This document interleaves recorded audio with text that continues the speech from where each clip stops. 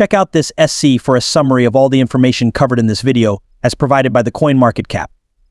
According to a previous post by CoinG, the United States Securities and Exchange Commission has brought to the attention of the federal court the fact that Ripple Labs has violated securities laws and has requested that the judge issue a final judgment against Ripple in the Ripple XRP lawsuit. Before we move any further, please kindly press the subscribe and notification bell. Ripple executives in the cryptocurrency community chastised the Securities and Exchange Commission for making irrational remarks in the remedies-related brief and other documents. This includes civil fines of about $2 billion and perpetual injunctions, disgorgement, and prejudgment interest.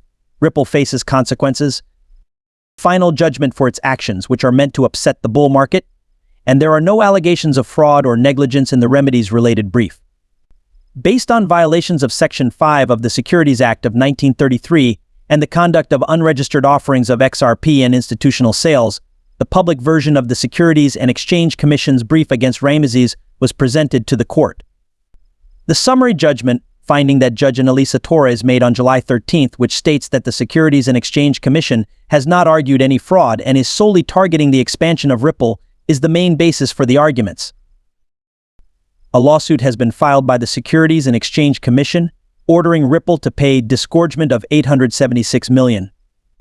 The Commission is also requesting a draft judgment in its favor from the Judge Torres, along with a civil penalty and prejudgment interest in the sum of $15,940. The Securities and Exchange Commission claims that two institutions accounted for the majority of Ripple's post-complaint XRP sales and that these sales have hurt investors because the company failed to disclose discounts to institutional investors. In addition, the SEC claims that Ripple continues to break the law, misrepresenting the verdict and avoiding compliance with securities laws on purpose. Ripple CEO and K criticized the SEC. The Securities and Exchange Commission appears to be punishing and intimidating Ripple and the entire sector, according to Stuart Alderod, rather than applying the law. Our response will be sent the following month, but as we have all seen on numerous occasions, this is a regulator. The chief executive officer of Ripple, Brad Garling, stated that the $2 billion penalty is unreasonable because there are no allegations, let alone findings of fraud or recklessness.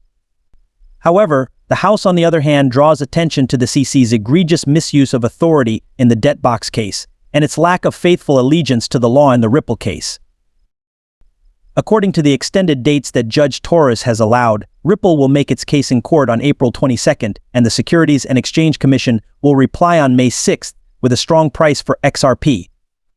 That engages in the business of trading in claims that are not only false but also misrepresented and meant to deceive. They stayed true to their character.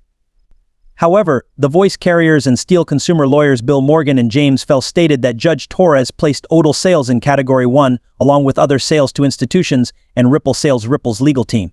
Proponents of XRP contend that the remedies-related brief did not provide any additional information beyond what was expected.